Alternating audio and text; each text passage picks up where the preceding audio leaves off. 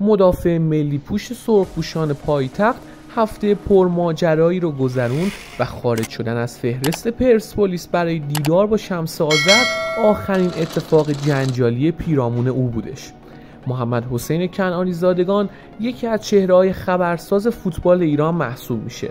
مدافع میانی که در دوره سرمربیگری دراگان اسکوچیچ رهبر خط دفاعی تیم ملی ایران بود، اما بازگشت کارلوس کیروش به تیم ملی باعث شد تا کنعانی زادگان در جام جهانی حداقل شانس بازی رو به دست آوره و نتونه جزو مهره‌های اصلی تیم باشه. بعد از جدایی کیروش و انتخاب امیر قلعه‌نویی به عنوان سرمربی تیم ملی، کنعانی زادگان دوباره به جایگاه ثابت خود در ترکیب تیم ملی بازگشت، اما با این وجود همچنان حاشیه‌های پرشماری وجود داره. کنعانی زادگان که بعد از گذراندن روزهای پر اتفاق و ناموفق در فوتبال باشگاهی قطر تصمیم گرفت تا به پرسپولیس بازگرده.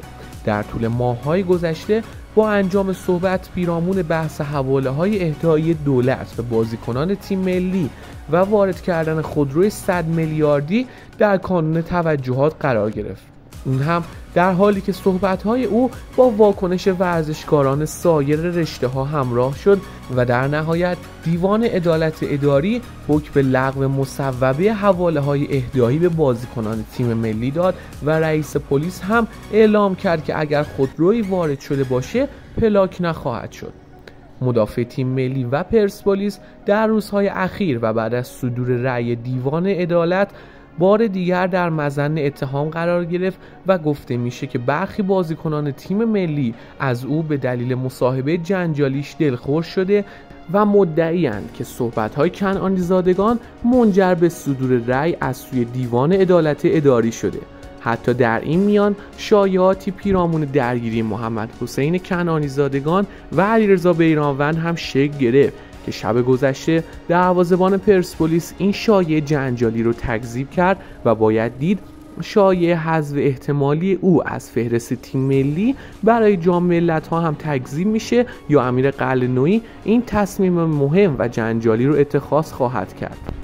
محمد حسین کنعانی زادگان با وجود اون که در دیدار هفته گذشته پرسپولیس مقابل استقلال خوزستان موفق به گلزنی برای سرخپوشان پایتخت شد، در دیدار اخیر تیمش برابر شمس آذر قزوین برای پرسپولیس به میدان نرفت و حتی در فهرست سرخ‌ها هم حضور نداشت. مدافع پرسپولیس در حالی دور از فهرست تیمش بود که گمان زنی‌هایی درباره معصومیت او شکل گرفته بود، اما به نظر میرسه عدم آمادگی روحی روانی علت اصلی غیبت او در مصاف با شمس آذر بود، موضوعی که یحیی گل محمدی هم اون رو تایید کرد. یحیی گل محمدی سرمربی پرسپولیس بعد از برد 2-1 سرخپوشان پایتخت مقابل شمس آذر قزوین درباره غیبت محمد حسین کنعانی زادگان تو فهرست تیمش توضیح داد. کنعانی زادگان در هفته‌ای که گذشت تمرکز خوبی در تمرینات نداشت و باید با او صحبت کنیم و ببینیم وضعیتش چطوره. امیدوارم شرایط طوری باشه که با تمرکز خوب وارد تمرینات بشه. قرار تمرین ریکاوری سرخپوشان امروز یعنی دوشنبه برگزار بشه و گفته میشه که قرار است در این جلسه تمرینی محمد حسین کنعانی زادگان هم حضور پیدا کنه. پرسپولیسی ها در قلب خط دفاعی مرتضی پورعلی گنجی رو به دلیل مصدومیت از ناحیه رباط صلیبی از دست دادن و غیبت محمد حسین کنعانی زادگان در فهرست سرخپوشان در جدال با شمس آذر باعث شد تا گیورگی گولسیانی و فرشاد فرجی برای سرخپوشان به میدان برند. پیگیری های بیشتر از اردوی سرخ‌ها حکایت از اون داره که محمد حسین کنعانی زادگان با توجه به حواشی اخیر تمایلی به ادامه کارش در فوتبال ایران نداره و با توجه به دریافت پیشنهاد از یک تیم قطری به دنبال اونه که بتونه رضایت مدیران و کادر فنی باشگاه پرسپولیس رو جلب کنه و بار دیگر به فوتبال باشگاهی قطر بازگرده. مدیریت باشگاه پرسپولیس البته موافق جدایی او در این مقطع از فصل نیست و گفته میشه که قرار است به زودی جلسه‌ای با حضور کنعانی زادگان و اعضای باشگاه برگزار بشه تا مشکلات به وجود آمده بررسی و مرتفع بشه. یحیی گل محمدی با توجه به مشکلات خط دفاعی تیمش و در دسترس نبودن گزینه‌های مناسب در بازار زمستانه امیدواره که بتونه محمد حسین کنعانی زادگان رو برای ادامه همکاری مجاب کنه و باید دید سرنوشت این مدافع جنجالی چه خواهد شد و آیا او از دیدار بعدی به فهرست سرخپوشان باز خواهد گشت یا همچنان حاشیه‌های جنجالی پیرامون مدافع ملی پوش پرسپولیس ادامه داره. و این حمال جریان محمد حسین کنعانی زادگان واقعا نمیدونم این چرا این شکلیه. بازیکن خوبیه ولی خیلی حاشیه داره. اون از چند فصل قبل اگه ازش بخوایم بگیم تو پرسپولیس بود، برای سربازی رفت ملوان، تا یک انتقال جنجالی رفت استقلال، کلی به هوادار پرسپولیس تیکه انداخت و کلی کری خوند و اینا و اصلا غیب و نابود شد. چند سال رفت ماشین سازی. بعد از اون یکم حال جون گرفتش یک نامه اگه یادتون باشه چند سال پیش ولایت مداران سرخ سلام و یک سری چربه نوشته بودش که من اومدم و ببخشید و من غلط کردم و اینا.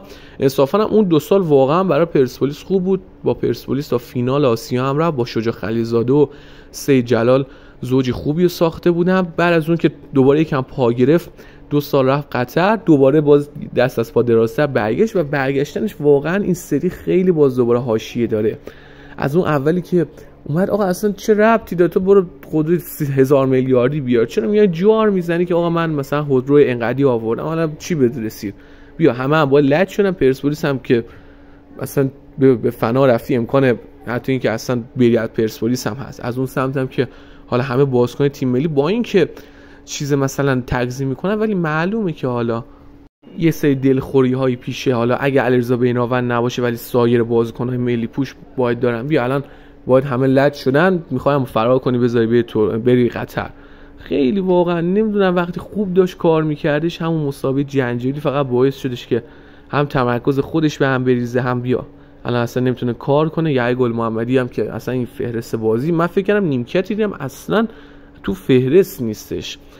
و حالا باید ببینیم که ادامه کار کنعانی زادگان در پرسپولیس چه خواهد بود. ان شاءالله هر جور که صلاح برای پرسپولیس همون اتفاق بیفته و چیز دیگه هم باقی نمیمونه. خیلی ممنون از اینکه تا آخر این ویدیو همراه من بودین. خیلی خوشحالم که شما عزیزان کنار من هستین. همونطور که من همیشه تو همه ویدیوها میگم کانال ما در مورد اخبار و حواشی و خلاصه بازی‌های اکثر ورزش‌ها به خصوص فوتبال هست. پس خواهش میکنم اگه به این سبک از موضوعات علاقه دارید حتما کانال ما رو سابسکرایب کنید و اون دکمه زنگوله کنارش رو هم بزنید تا هر موقع ویدیوی جدید ما آپلود شد شما اولین نفری باشید که از اون با خبر میشین. خیلی دوستتون داریم، چاکریم، مخلصیم، ارادت خیلی زیاد. فعلا یا علی، خدا نگهدار.